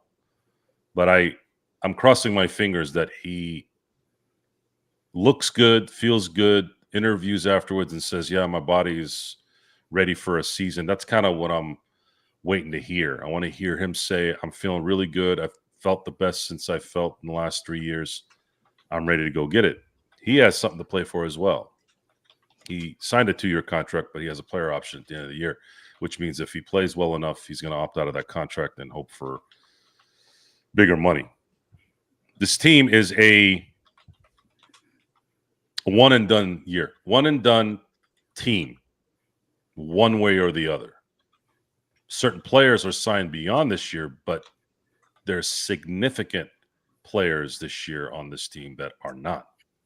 I'm talking significant to the point where if all players didn't come back, Luka's the only max player on the team, and then you have very small contracts relative to what they have now left, which would allow the Lakers to have all the necessary advantages of being under the cap for them to go and find things that they want. That's why I'm still waiting on the official transfer from Jeannie Buss and the Buss family to the Guggenheims and Mark Walter. I'm going to know a little bit more about what's next once that's official. Then at that point, we can sit back and go, okay, what are we feeling throughout the year on what this team's going to actually do? Because there's going to be evidence between now and February on what this team wants to do next. You'll see it. I'm used to it from these guys. Blueprint is not different. The blueprint is not different, even though they're different sports. There's different rules. It's much easier in baseball, obviously. But winners win no matter what. If you don't need proof, look at Kroenke. Guy won a Stanley Cup in the NHL and their rules. Won a Super Bowl in football with their rules. Won. Doesn't he own a soccer team? I believe They so. won. Yeah. He also won. Kroenke owns. I'll look it up right now. Kroenke owns the. Why am I drawing a blank all of a sudden? He owns a basketball team too, right? He owns the Rams, the Nuggets, the Avalanche, Nuggets, the yeah. Arsenal. I don't know why my brain went. Colorado Rapids, Yeah. Arsenal for the women's side as well. The Colorado Mammoth from lacrosse and the Los Angeles Gladiators as an esports team. So he's won in the NBA, in the his NHL. dossier is full, Joe. Yeah, he's won in the NBA, won in the NHL, and won in the NFL. I just want to say thanks, Legend, for stopping by. Appreciate it, my friend. Check out his channel, I Got Next Sports Media. Look, Appreciate it, Gerald. Y'all Thanks. have a good night. Thanks, Legend. Have a good night. So, the excuse birds, the excuse tweets. It's interesting how you can tell a person's personality immediately by when they start a conversation with an excuse on a subject they have no knowledge of. Just like how someone's saying Jokic is dropping. They're dropping because you want him to drop. You've manifested in your own mind that he's dropping. The reason for that, I have no idea why you would want to do that. But you're not alone in doing that. I have seen that happen so many times in so many areas, sports, personal or not, where you're sitting there and you're like, why is this person saying this about this person and it's not true? They're just making shit up on purpose? Did they read something online that told them that something's going wrong? Winners win, folks. Doesn't matter what it is. They figure it out. Dr. Buss, when the NBA kept changing the rules to combat the Lakers. Now, that in itself could be something where I might be exaggerating too. There was no official meeting or word with David Stern and the NBA owners saying, we got to put in a new system here because it's making things too easy for the Lakers. But then again, of course, we all saw what happened 12, 13 years later, right? Yeah. We all saw what happened when all of a sudden David Stern and the competition committee decided to implement the zone when Shaq had just won his third straight championship. If you think that's a coincidence, then you're not very observant. The difference between the Lakers in 2000 versus the Bulls in the 90s, this isn't to throw shade on the Bulls and Michael Jordan and Pippen, but in the 90s, the difference between those two teams, because, and I use those two teams as an example because there's always a discussion, what's the better team? Who would have won versus the 96 Bulls versus the 01 Lakers, right? It's a good discussion. Something that we should talk about during the year as well, even more. Yeah, I'd look forward to that. Absolutely. The difference between the 90s Bulls and the Lakers in 2000 is the Lakers kept getting resistance from the league versus Bulls, Jordan were assisted during that time. That's the difference. That is the difference. Now, was it being done on purpose? There is no documentation that people were sitting around saying things. However, you got to look at the earmarks. What happened after the Lakers acquired Pau Gasol? What happened after the Lakers win 3 straight? We can't stop Shaq. Shaq was 400 pounds in 2002. The most out of shape he had ever been in his career, and he still ended people's lives during that run. We can't stop him. We can put enough articles in there to try to create some kind of rift between him and Kobe. See, here's the difference. Here's why we love Kobe Bryant. Even through all the BS, Kobe always scaled back in the playoffs. He always kept the issues behind. It came to the forefront in 04, obviously, during the Detroit Piston thing. But that whole year was a different story. It wasn't about Shaq and Kobe. It was about Kobe's major mistake that he made in his life that absolutely just destroyed that year and destroyed him and destroyed everything on that team. But he always scaled back his concerns because winning was more important. So once that was not going to fix anything for the people around the league, hell, we gotta put a zone in here now. We got to make sure we can't keep having Shaq dominate. And then, of course, what happens. They lose immediately the following year because there was always that discussion with the Spurs where they always ran the 1-1, the 1-4. They kind of disguised the 1-4 zone, but they were so good, so technique driven, and so fundamentally sound. They're able to do it and still hide it. But of course, Phil Jackson always had his innuendos and always set up the media and always set up everything with his trolling. But again, once San Antonio was able to legally zone, look at what happened to that. Look what that team did in 03. It absolutely helped them. And then the Lakers, it took the Lakers a year or so to adjust, and they were able to beat them. So anyways, years after that, then, of course, Pau Gasol goes to the Lakers. More bitching starts to happen, and then you start seeing more and more come into effect in terms of not being able to cater to the Lakers anymore because everybody was complaining. Mark Cuban, everybody praises Mark Cuban for certain things. I'm always that guy in the background going, Mark Cuban is a front-running hypocrite. Wait, what? What are you talking about, Joe? Why are you always hating on things? I'm like, it's got nothing to do with Mark Cuban on Shark Tank. This is about him behind the scenes. He's a weasel. He's a weasel like most of you are weasels. When you don't get your way, even a billionaire starts bitching, especially a billionaire that doesn't get what he wants. Dr. Buss and the Buss family have been clowning billionaires for a very long time. That was the beauty of Dr. Buss. And if they weren't billionaires, he was clowning multi-millionaires like Jack Kent Cooke and all those owners, old owners like Red Auerbach and all those guys in the 80s when everyone was laughing at him. What are you doing putting a bunch of strippers during commercial breaks? Why are you running the fast break? Why is everybody smiling, having a good time, right? This is a serious game. Even Jerry West thought that way. But what makes Jerry West great is he adapted. He understood it too. And he learned something from Dr. Buss. All of them did. Everyone learned something and they accepted the learning. That's the thing.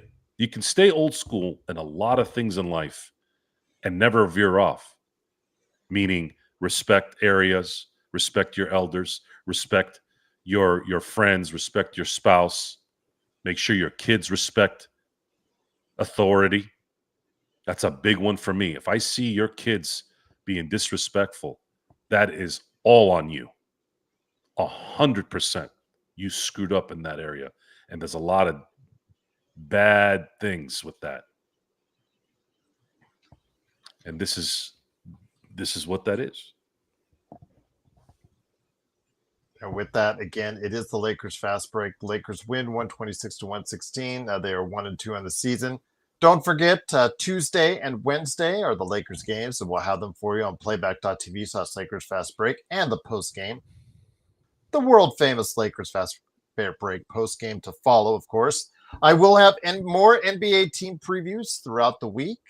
Hoping to go ahead and get some more opinions from all around the world for you guys to check out as far as the teams that they cover on a daily basis. So they're very insightful, some really great conversations. So I hope you guys will get a chance to check them all out. There's a full playlist already on YouTube for already a great percentage of the NBA team previews that I've done. I've got them all lined up for you, and I'm going to release a new one each and every day for you guys on audio and for you guys on video as well. But before we head on out, my friend, two quick questions.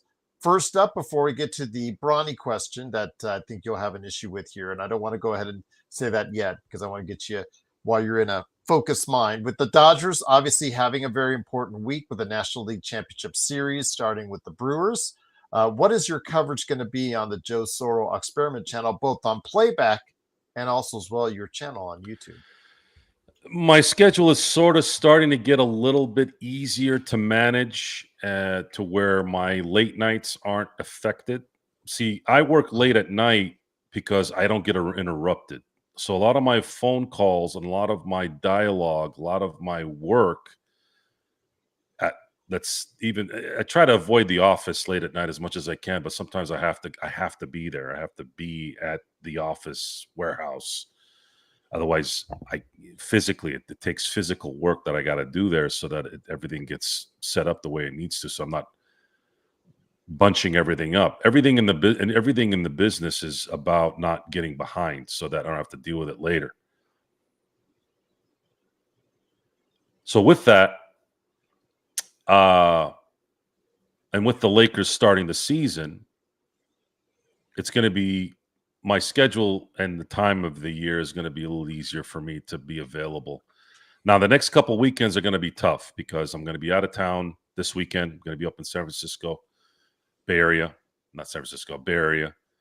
Then the following weekend, I believe, is following couple weeks from then is going to be Halloween weekend, and I will be in Arizona. So that's what's going on there. It looks like Ohtani Anthony's pitching on Saturday. Is that correct? They're pushing. So Ohtani. So yeah, Snell is starting game 1, and Yamamoto is starting game 2, and then I believe the starting. Here, let me bring it up real quick. The starters. I think what Roberts is trying to do here is he knows he needs Shohei to be hitting better. Shohei cannot go 1 for 18 again in a series. Now, I get it. But I think it had a lot to do with the fact that the Philadelphia Phillies had 3 lefties in this series, and they saw 4 of them because one pitched again in the 4th game. The Phillies had, in my view, the best set of left-handers in baseball. That is why he struggled. There was a little bit of maybe a struggle because he pitched in game 1. But I think it had a lot to do with the fact that they ran into Philly, and Philly's lefties played all-world baseball. Because it wasn't just Shohei who struggled. Freddie Freeman struggled too. Freddie Freeman couldn't see the ball pretty much the entire series. That's how good Philly's lefties were. Now, the Brew Crew are very right-handed heavy. So that's a good start. I feel much better seeing Ohtani and Freddie seeing more righties coming in than not. I, much like today with Seattle and Toronto, if the Dodgers win game 1 tomorrow, you are going to see a very, very, very nervous Brewers team after that. Because what's going to happen is, and it happened against Philly, they're going to see, oh, shit. We just lost. And it was worse in game 1 against Philadelphia because Philadelphia had that game. That game was almost done. And then Teo hit a 3-run jack to the opposite field. And when Teoscar Hernandez hits anything productive in the opposite field, you're done. When he starts hitting opposite field, you can't stop the Dodgers. They never lose when he does that because it shows that he's gotten disciplined, that he's seen the ball at that point, and he picks his spots. And usually his spot is RBI hit or a home run. So if they beat Milwaukee either in a similar fashion that they beat Philly in the first game or a blowout or just a simple game like today, just where they just played well and they went through 9 innings and won, I think what's going to start happening is everyone, including Milwaukee, is going to realize, holy shit, this is not July anymore. And this isn't the Dodgers in July with Tanner Scott and Kirby Yates. Now you're dealing with Snell probably going 6 or 7. They're throwing Sheehan in there for a couple innings, and then Rocky's waiting to close your ass out. And no one can see what Rocky's throwing. His split with that 101 mile an hour fast, you are not going to hit that ball. You have to guess to hit it. And that late in the game, if you're down 2 or 3 runs, you can guess all you want. You're going to get bounced. And at this point, I just can't believe when I looked at the stats after the game, the Dodgers got outscored, out batting averaged, out stolen bases, out singled, out doubled, out tripled, out home run, out everything statistically, offensively, and they still won that series in 4 games. If that's going to happen against what I thought was the best team of the regular season in the league, baseball, anything can happen. I get it. But if all things considered stay the same, you are going to see a back-to-back championship hat here in about 3 weeks. So with that, Joe, one last Lakers question that Bronny James. I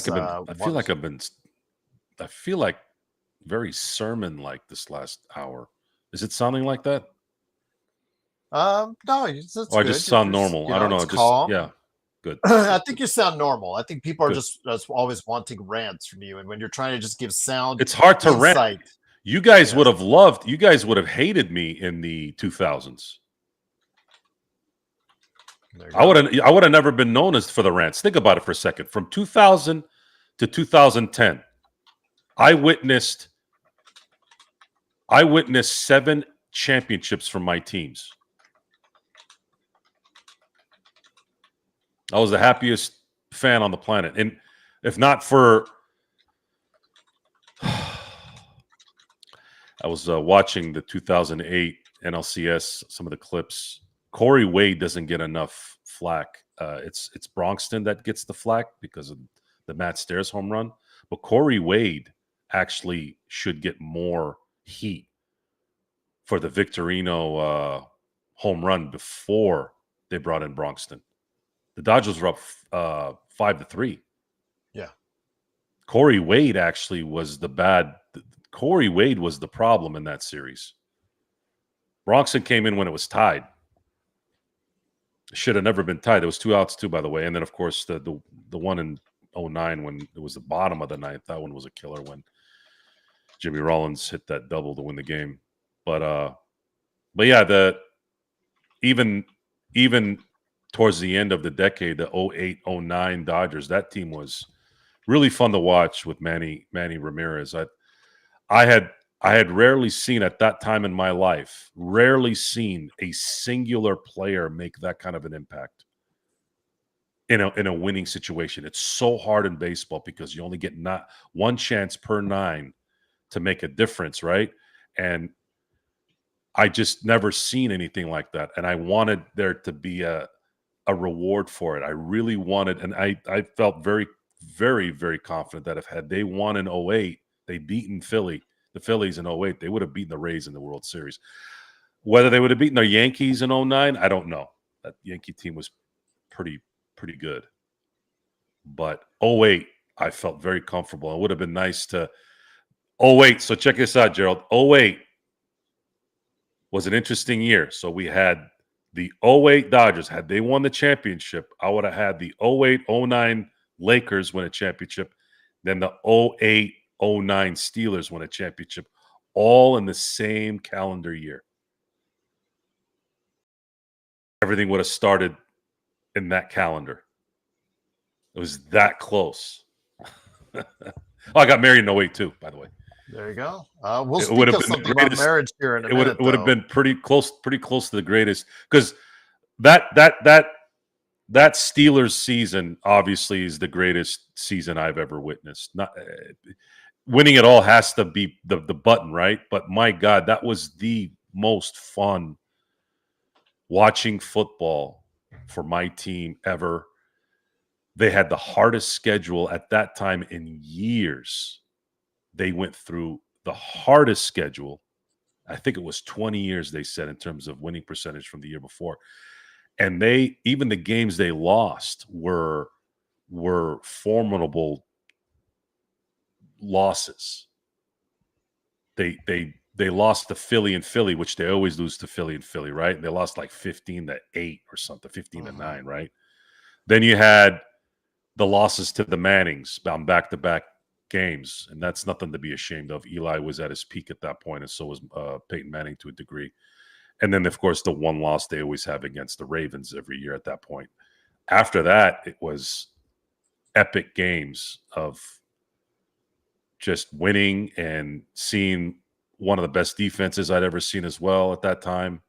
And then, of course, how it ended with the Super Bowl. And then the Lakers that year going into the 09 season, coming off that loss in the finals and seeing them put together a 65-win team and essentially, other than maybe the Houston series, really dominate the whole way.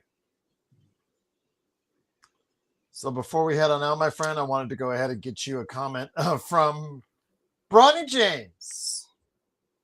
Joe, why did Mark Walter pay JJ and extend him? You said it would be.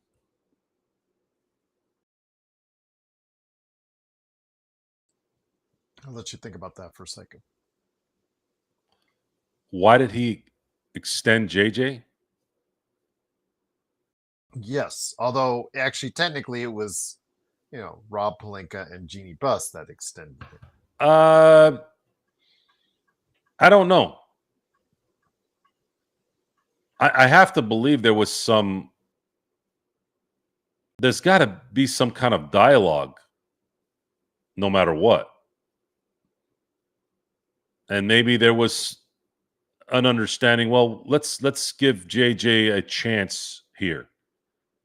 Let's really give him a chance. Let's really say, JJ, we don't want to change coaches again. Let's see what this can be. You're gonna have Luka Doncic for the next decade. We would really like to see if we can create a Greg Popovich scenario where Luka can have the same coach his entire career in LA. I can understand that. But I think the Lakers need to get rid of LeBron to really feel that in its full effect. And maybe that is exactly what's happening. It's just we're waiting for this contract to end, which is what's probably pissing LeBron off, knowing that the door is slowly opening up to saying, thank you for being here, LeBron. We appreciate your service here, but it's time now for Luka to take over. And we need your money to go put it to something else. So with that, it is, of course, the Lakers fast break. Once again, the Lakers win 126-116. Lakers go to 1-2 on the exhibition season. Their next game is in Phoenix against the Phoenix Suns. So please join us, playback.tv/Lakers fast break. And of course, after the game, the world famous post games right here at the Lakers fast break. Don't forget to check out Joe Sorrell's coverage of the Dodgers as well on the playback channel, the Joe Sorrell Experiment. I think Barry, put an E instead of an O. And then, of course, whatever Joe does as far as his post games or whatever he wants to talk about at night, if he's available to do so, at the Joe Sorrell Experiment channel on YouTube. But before we head on out, I've got a great announcement for you guys. You notice John Costa wasn't here tonight. Well, he apologized for not being here, running Lakers Corner and Clutch Talk and all that. But he has a great reason why he's not here today. And thank you, Serge. Truly appreciate the $5. Thanks also to Blake for becoming a member. Truly appreciate it for $2.99. But thank you again, Serge, as best. You guys are awesome. All the mods are awesome. And Serge, the Jedi master of all the mods. Truly appreciate you modding again. But I want to make an announcement that he allowed me to say I could go ahead and do. He couldn't make it tonight, Joe, because he asked his girlfriend for her hand in marriage, and she said yes. So Excellent. He is an engaged man, so to speak. So yes, he showed me the pictures and all that, very well laid out, and he is going to be married in the not too distant future, right there for you. So yeah, good job. Congratulations to John Costa on his impending nuptials, and cannot say it couldn't happen to a better guy. So yes, congratulations. Yes, Kurt, congrats to John. It's a better announcement when they say yes. Absolutely. It's like, I put all this money into it because he had a nice elaborate thing set up for his future missus, and she did say yes. So there you go. All right. Any last words, my friend, before we head on out, Joe? No. Go Dodgers is what I'll say. Go Lakers and go 8 Dodgers. wins. 8 wins from what some say would be a dynasty. Mm-hmm. I look at dynasties different. I think for you to be a dynasty in a short window, you have to 3P. To be a so dynasty, not like the Aces in 3 and 4 years. That could constitute as a dynasty. There's and they made the finals the other year, but they were throwing that around as soon as there's an argument there. For me, the number 4 was always the dynasty number.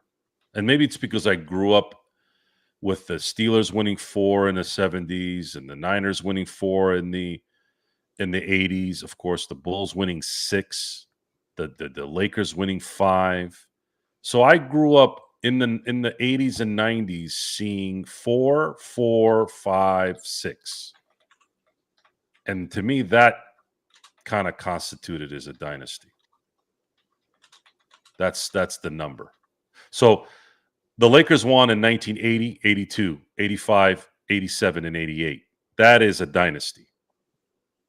They won 5 championships in 8 seasons. That's a dynasty. And you have pretty much the same working parts in those runs.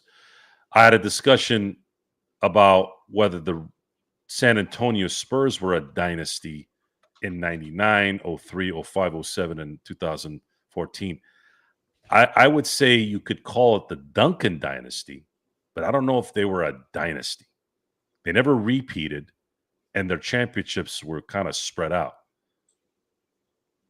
There's an argument for it for the 03, 05, 07, sure. It's very similar to the Giants in 10, the San Francisco Giants in 10, 12, and 14.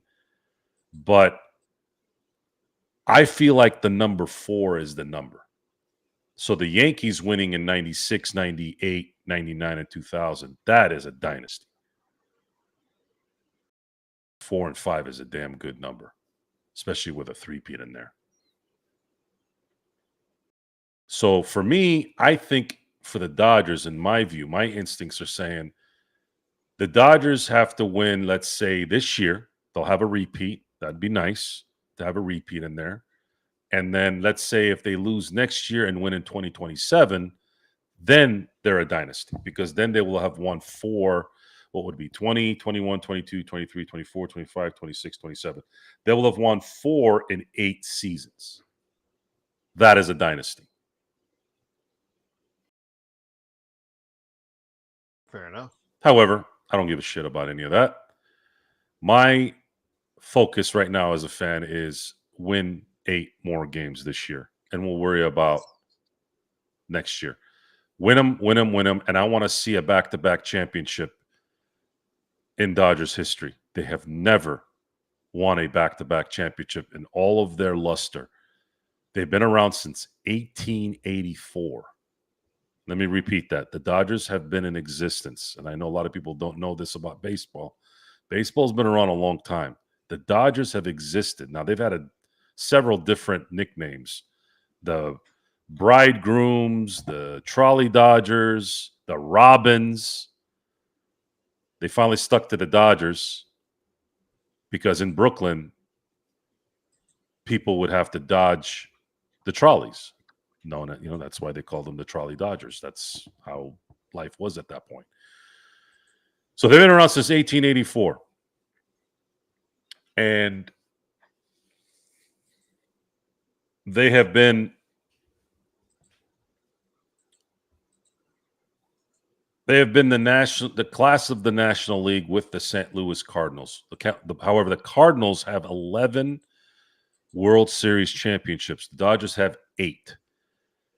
I am focused as a fan on seeing if the Dodgers would during the Ohtani era, which is after this season, there's still 8 more seasons left.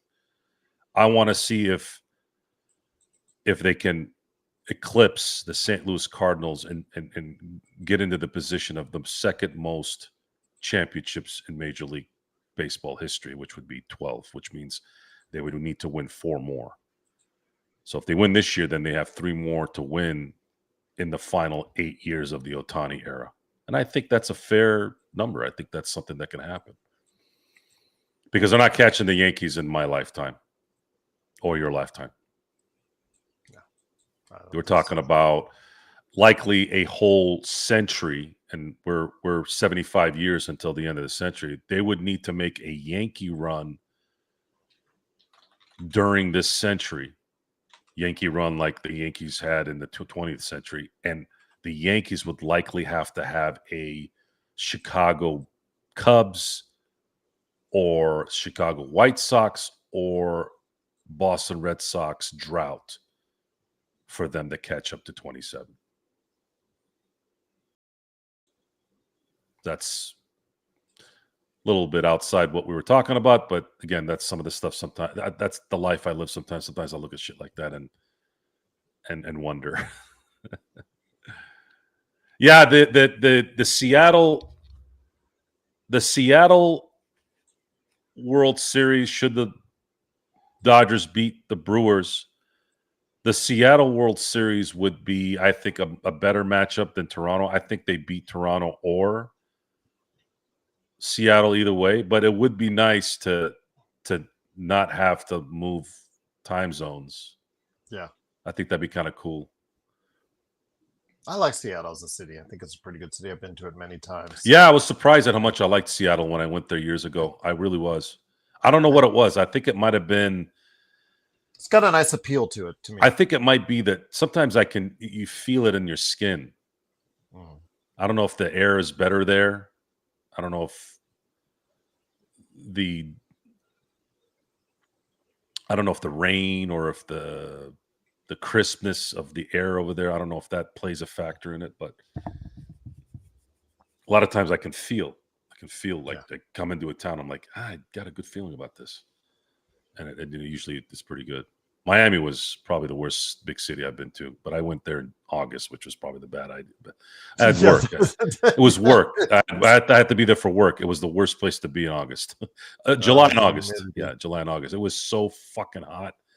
Oh my God. I thought heat was bad here. It's nothing like that in Miami. I was not the first time I went to Florida and I got off the plane. I was not prepared for the heat. I've never, as being a West Coast guy, I never experienced that. I just got off the plane and instantly just stepped outside the plane because it was an outdoor gate where you have to go down the steps. Instantly stepped outside the plane. Instantly, my whole shirt was soaked because it just hits you right in the face right there. Bronny James, the reason why I went into baseball mode is to troll back to the fucking trolling you've been doing for the last hour. So suck on that a little bit. How about that? Find a jump shot, Bronny. Yeah. And then you do us all a favor. Find it elsewhere in about 9 months. We don't want you here. Agreed. We don't want you in LA. You're gonna lose all your LA privileges as soon as Daddy's gone. Yes, I would agree on that one. But it is, of course, the Lakers fast break. The score was 126-116. We'll be back on Tuesday. But also, remember, I've got NBA team previews lined up for you for every day this week. So check on that. And also, maybe in the future as well. Actually, already in the future, I've already recorded it. A upcoming special interview for a Lakers book that I think you guys will be very interested in checking out. Very, very good book. I'm already well into it. I cannot say yet because of embargo reasons what it is, but I am very excited to go ahead and share my interview with the author and share you my thoughts on this book as well. It's very inside Jeff Pearlman winning time-ish, but it wasn't written by Jeff Pearlman, and I'll just leave it at that. But so for Joe Soro, it is me, Gerald Glassford. Thanks again for watching, listening. Check out the Pop Culture Cosmos tomorrow morning on your drive to work. And also as well, check out the Joe Soro Experiment for the Dodgers coverage on both playback and on YouTube. And of course, everything that we do always right here for you as Lakers fans at the Lakers Fast Break Podcast.